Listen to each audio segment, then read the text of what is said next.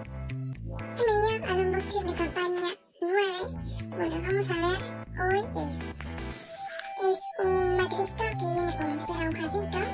También tenemos a los vasos para café, y también tenemos esto que es para poner las galletitas y la leche fácil. Ya tenemos el termo en color agua, también tenemos la colonia burbujitas, que es para niños, gel y jabón exfoliante y de limpieza facial.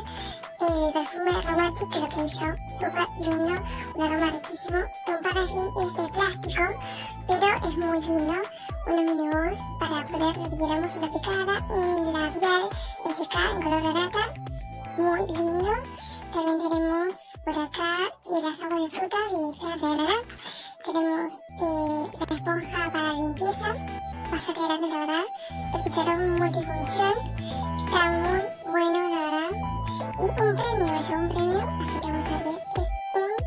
Un jabón para cabello y para